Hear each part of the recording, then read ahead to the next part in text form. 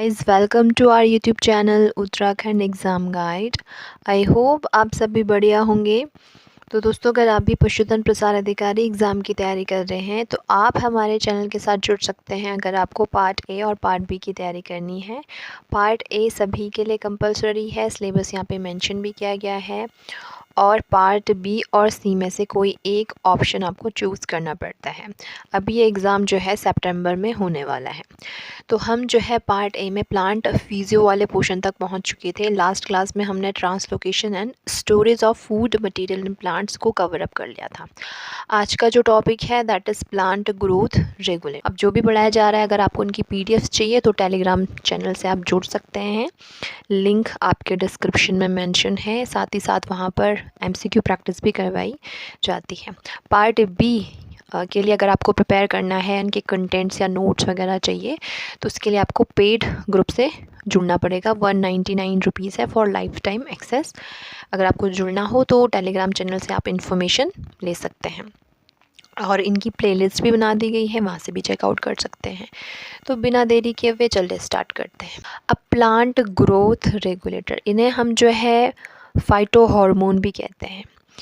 ये जो है स्मॉल ऑर्गेनिक मॉलिक्यूल होते हैं जिनकी रिक्वायरमेंट बहुत कम मात्रा में होती है। लो क्वांटिटी में ये चाहिए होते हैं, बट बहुत ज़रूरी है प्लांट की ग्रोथ के लिए और डेवलपमेंट के लिए। जस्ट लाइक आपके जो हम ह्यूमंस में हार्मोन पाया जाता है, ये होम्योस्टेसिस को, ग्रोथ, डेवलपमेंट, बहुत सारे फंक्शंस रेगुलेट करता है, वैसे ही प्लांट में ये फाइटो हार्मोन्स जो होते हैं ये ग्रोथ और डेवलपमेंट को रेगुलेट करते हैं। ठीक है, और ये नेचुरली प्रोड्यूस होते हैं प्लांट में बहुत ही कम मात्रा में, स्मॉल क्वांटिटी में। ठीक है, कंसंट्रेशन इनकी मात्रा से आपके निर्धारित होता है कि ये प्लांट में या तो ग्रोथ को प्रमोट करेंगे या फिर आपके इनहिबिट करेंगे ग्रोथ को। ठीक है, किस मात्रा में ये प्रोड्यूस हो रहे हैं इससे डिसाइड होगा। ठीक है, अब ये इनमें क्या होता है कि ये एक जगह पे क्या होते हैं, प्रोड्यूस होते हैं, यानी इनकी सिंथेसिस या प्रोड्यूसिंग एरिया एक होता है और फंक्शनल एरिया आपके डिफरेंट होता है। तो जहाँ पे ये प्रोड्यूस होंगे वहाँ से इसको ट्रांसपोर्ट करके इनके फंक्शनल एरिया में, जहाँ पे इनको काम करना होगा, वहाँ पर पहुँचा दिया जाता है। ठीक है, और ये फिजियोलॉजिकल प्रोसेस को क्या करेंगे, आपकी शारीरिक जो क्रियाएं हैं इनको नियंत्रित करते हैं। ये आपके सिनर्जेटिकली भी वर्क कर सकते हैं या फिर एंटागोनिस्टिकली, यानी दो हार्मोन एक दूसरे के दोस्त भी हो सकते हैं और दुश्मन भी हो सकते हैं। यानी दो हार्मोन मिलकर के किसी एक फंक्शन को परफॉर्म कर सकते हैं, या फिर एक हार्मोन दूसरे हार्मोन यानी एक दूसरे के फंक्शन को वो इनहिबिट भी कर सकते हैं, रोक भी सकते हैं। ठीक है, तो ये जनरल आपके फीचर्स हो गया प्लांट ग्रोथ रेगुलेटर के। अब ये जो प्लांट ग्रोथ रेगुलेटर, जैसे कि हम फाइटो हार्मोन भी कहते हैं, बेसिकली दो टाइप के होते हैं, या तो ग्रोथ को प्रमोट करने वाले या फिर ग्रोथ को इनहिबिट करने वाले। प्रमोटर्स में बेसिकली आपके ऑक्सिन, जिब्रेलिन और साइटोकाइनिन आते हैं, और इनहिबिटर्स में आपके एब्सिसिक एसिड और एथिलीन आते हैं। एथिलीन का ड्यूअल रोल होता है, डिपेंड करता है। ठीक है, ये ग्रोथ की तरह, ग्रोथ प्रमोटर की तरह भी काम कर सकता है और इनहिबिटर की तरह। बट जो एब्सिसिक एसिड ABA, इसको स्ट्रेस हार्मोन बोलते हैं। इसका बेसिकली रोल होता है इनहिबिट करना ग्रोथ और डेवलपमेंट को, और स्ट्रेस की कंडीशन में सर्वाइवल को क्या करना है, मेन फंक्शंस को सर्वाइवल मेंटेन करना है। ठीक है, तो ये इनहिबिटर्स को बोलते हैं। अब हम शुरुआत करते हैं ऑक्सिन की। ऑक्सिन को जो सबसे पहले डिस्कवर किया था वेंट ने किया था 1928 में। ठीक है, एक एक्सपेरिमेंट के दौरान इसको डिस्कवर किया गया था। जो ये ऑक्सिन होता है, इसमें एविना कर्वेचर टेस्ट भी क्या क्या था इसमें। अगर आपके एग्ज़ाम में पूछा जाए वीना कर्वेचर टेस्ट का संबंध किससे है, तो ऑक्सिन से है। जो ओट होता है उसमें ऑक्सिन के डिफरेंट कंसंट्रेशन को अप्लाई किया गया, उस हिसाब से उसमें बेंडिंग पैटर्न देखा गया, यानी जितना ज़्यादा ऑक्सिन का कंसंट्रेशन होता है सिलोप्टाइल में, उतनी ज़्यादा बेंडिंग वो दिखाता है। ठीक है, तो ये आपका टेस्ट किया गया था। नेचुरल ऑक्सिन होता है जो प्लांट में नेचुरली बनता है, उसका नाम होता है इंडोल एसिटिक एसिड, IAA। ठीक है, कई सारे आपके आर्टिफिशियल भी बनाए गए हैं, बट जो नेचुरली बनता है प्लांट में वो इंडोल एसिटिक एसिड बनता है। ठीक है, फंक्शन क्या है, मेन फंक्शन सबसे पहले तो कहाँ पे बनेगा, आपकी जो टिप वाली साइड होता है ना, जो टॉप वाली पोजीशन, चाहे शूट की टिप हो या रूट की टिप हो, तो टिप वाली जगह में पाया जाता है। और यंग लीव्स में या फिर डेवलपिंग शीट्स में यहाँ पे ये प्रोड्यूस होता है, सिंथेसाइज होता है। और एक और बात आपको ध्यान में रखनी है कि इसका जो प्रिकर्सर होता है, जहाँ से ये ओरिजिनेट होता है, वो आपका एक अमीनो एसिड होता है जिसका नाम है आपके ट्रिप्टोफान। ठीक है, तो आपको ध्यान में रखना है कि ऑक्सिन का जो प्रिकर्सर होता है वो ट्रिप्टोफान होता है, जो कि एक अमीनो एसिड है। ठीक है, और इसका जो ट्रांसपोर्ट किया जाता है आपके शूट से रूट की तरफ किया जाता है, बिल्कुल अपोजिट है आपके साइटोकाइनिन के। साइटोकाइनिन का जो ट्रांसपोर्ट किया जाता है आपके रूट से शूट की तरफ, जबकि ऑक्सिन का ट्रांसपोर्ट किया जाता है शूट से रूट की तरफ।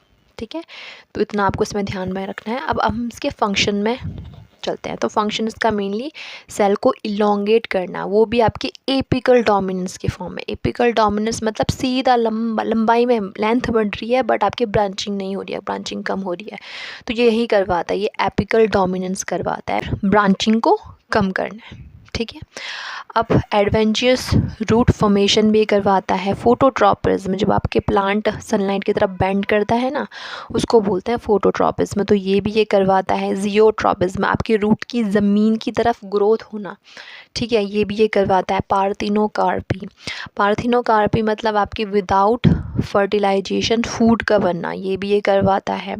वैस्कुलर डिफरेंशिएशन भी करवाता है, और एवीना कर्वेचर टेस्ट आपको ध्यान में रखना है, इससे रिलेटेड है ये। ठीक है, तो ऑक्सिन के बारे में हमने देखा। अब इसका एग्रीकल्चर में भी यूज़ होता है। आपने 2,4-D का नाम सुना होगा, वीडीसाइड है। ठीक है, इसकी तरह भी ये यूज़ किया जाता है। बाकी और आर्टिफिशियल जो आपके ऑक्सिन्स होते हैं, NAA, IBA, ठीक है, रूटिंग हार्मोन भी इसको कहते हैं। हर्बिसाइड 2,4-D हो गया। सीडलेस फ्रूट के प्रोडक्शन में भी इसका यूज़ होता है, और टिश्यू कल्चर में भी इसका एप्लीकेशन है। ठीक है, तो ऑक्सिन के बारे में आपको ये सब ध्यान में रखना है। अब हम नेक्स्ट मूव करते हैं जिब्रेलिन, GA3। ठीक है, अब आपके कन्फ्यूजन कर सकते हैं GA2 और GA3, तो जो मेन होता है जिब्रेलिन वो आपके GA3 होता है। ठीक है, डिस्कवरी की गई थी इसके कुरोसावा के द्वारा। ठीक है, कि जापानी साइंटिस्ट थे, तो उन्होंने 1926 में आपका जो राइस होता है उसमें एक डिज़ीज़ को ऑब्ज़र्व किया, जिसको बकाने डिजीज़ बोलते हैं, फुलिश शीडलिंग भी बोलते हैं। ठीक है, शीडलिंग लाइक अपीयरेंस। तो ये आपके फंगस प्रोड्यूस कर रहा था जिसका नाम था जिब्रेला फ्यूजिकोराई। ये जिब्रेलिन को प्रोड्यूस कर रहा था, जिसकी वजह से ओवर ग्रोथ हो रही थी। को अगर क्वेश्चन में पूछा जाए कि जो बकाने डिजीज़ है या फिर फुलिश शीडलिंग का संबंध कौन से हार्मोन से है, तो जिब्रेलिन से। ठीक है, और ये आपके मेनली जो आपका एम्ब्रियो जब बनता है, डेवलपिंग जो शीट्स होता है, उसमें इसका कंसंट्रेशन सबसे ज़्यादा पाया जाता है। यंग लीव, शूट्स, अपेक्स पर ज़्यादा से ज़्यादा जो कंसंट्रेशन पाया जाता है वो आपके शीट्स, डेवलपिंग शीट्स में पाया जाता है। ठीक है, अब इसका जो प्रिकर्सर है वो है आपके मेवालोनिक एसिड, तो ये भी आपको ध्यान में रखना है। अब इसके फंक्शन की तरफ बढ़ते हैं, तो ये स्टेम को इलोंगेट करता है, ब्रेक करता है सीड की डॉर्मेंसी को, यानी सीड जर्मिनेशन को प्रमोट करता है। जबकि इसका जो अपोजिट काम करता है, जिसको हम बोल सकते हैं एंटागोनिस्ट, वो है आपका abscisic acid. Abscisic acid seed dormancy को मेंटेन करता है। ठीक है, यानी सीड जर्मिनेशन को होने से रोकता है। जबकि जिब्रेलिन इसका अपोजिट हो गया, ये सीड डॉर्मेंसी को ब्रेक करेगा और सीड जर्मिनेशन को प्रमोट करेगा। और ये बोल्टिंग इफेक्ट देता है। जो आपके जैसे बाइनियल प्लांट्स होते हैं, जैसे कैबेज वगैरह हो गया, तो उसमें एक स्टेज आती है, रोजेट स्टेज, जहाँ पर कि आपके लीफ फ्लावर लाइक अपीयरेंस देते हैं ना, उसको रोजेट स्टेज बोलते हैं। तो इससे आपके स्टेम में कन्वर्जन करना, यानी स्टेम का इलोंगेशन करवाना अचानक से और फ्लावरिंग करवाना, ये आपके जिब्रेलिन ही करवाता है। और इसके लिए आपके वर्नलाइजेशन की ज़रूरत नहीं पड़ती, यानी बिना कोल्ड, वर्नलाइजेशन किसे बोलते हैं, कोल्ड ट्रीटमेंट देना पड़ता है फ्लावरिंग के लिए, पर इसमें इसकी ज़रूरत नहीं पड़ती, जिब्रेलिन ये करवाता है। ठीक है, दूसरा आपका एक बोल्टिंग होता है, एक माल्टिंग होता है। जैसे बार्ले शीट्स में जर्मिनेशन करवाता है, इसे माल्टिंग बोलते हैं। ठीक है, अब आपको ये ध्यान में रखना है कि जो जिब्रेलिन होता है एंजाइम को प्रोड्यूस करता है, बनाता है, इसका नाम है अल्फा एमाइलेज, और यही आपके जर्मिनेशन में मदद करता है। ठीक है, तो माल्टिंग में इसका रोल हो गया, फ्लावरिंग में इसका रोल होता है, और पार्थेनोकार्पी में अगर आपको जैसे ग्रेप्स होते हैं इसके साइज़ को बढ़ाना है तो फ्रूट साइज़ को बढ़ाने में भी जिब्रेलिन का यूज होता है। ठीक है, जिब्रेलिन से आपको क्या चीज़ें ध्यान में रखनी है कि सीड जर्मिनेशन में मदद करता है, सीड डोरमेंसी को ब्रेक करता है, और फूलिश जो शिडलिंग डिजीज़ है इसी से ही रिलेटेड है।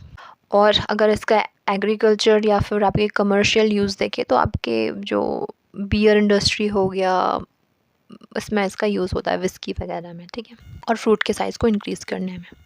माल्टिंग ऑफ बार्ले में यूज़ होता है, शुगर केन के यील्ड को ये बढ़ाता है, ग्रेप के साइज़ को बढ़ाता है, ब्रेक करता है डोरमेंसी को, और हाइब्रिड सीड प्रोडक्शन में भी इसका रोल है। नेक्स्ट फाइटो हार्मोन की तरफ मूव करते हैं, दैट इज़ साइटोकाइनिन।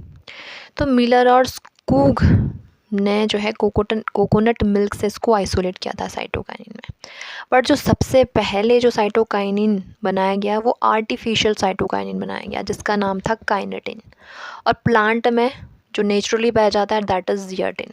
सबसे पहले कौन सा ढूंढा गया? आर्टिफिशियल ढूंढा गया, जो उन्होंने एक्सीडेंटली मतलब बन गया, वो गलती से बन गया, काइनेटिन की उन्होंने बना लिया आर्टिफिशियली। बट जो नेचुरली प्लांट में जो पाया जाता है वो आपका जियाटिन होता है। ओके, अब इसकी जो सिंथेसिस साइट होती है वो आपके रूट की टिप में, इसीलिए वो सेल डिवीजन को प्रमोट करता है, वहाँ पे ये मेनली बनता है। ठीक है, अब इसका प्रिकर्सर क्या होता है? प्रिकर्सर इसका एडेनिन होता है, एडेनिन से बनता है।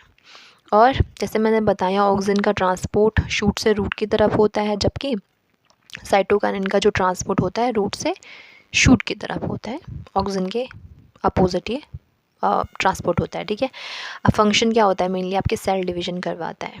ठीक है, और ये जो है आपकी जो सेनेसेंस मतलब आपके एजिंग होना, प्लांट में भी तो एजिंग होगी, उसको डिले करता है, मतलब धीरे से करता है, स्लो एजिंग होती है।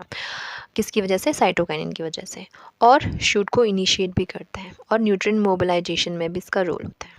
ओके, अब ये क्या करेगा? जो लेटरल बड्स जो होती है ना प्लांट में, उसको प्रमोट करता है, यानी एपिकल जो ऑक्सिन होता है वो एपिकल डोमिनेंस को प्रमोट करता है, यानी सिर्फ आपकी लंबाई बढ़ रही है, ब्रांचिंग नहीं हो रही है, जबकि साइटोकाइनिन आपके क्या करेगा? आपके लेटरल जो बड की फॉर्मेशन होती है उसको प्रमोट करेगा। ओके, अब इसका यूजेस क्या क्या होता है? टिश्यू कल्चर में होता है, माइक्रो प्रोपेगेशन में, डिले करेगा एजिंग को, और शूट की ब्रांचिंग, यानी ब्रांचिंग ये करवाएगा। ध्यान में रखना है, आपको कंफ्यूज नहीं होना, ऑक्सिन आपके एपिकल डोमिनेंस करवाएगा और साइटोकाइनिन आपकी ब्रांचिंग ज़्यादा करवाएगा। ओके,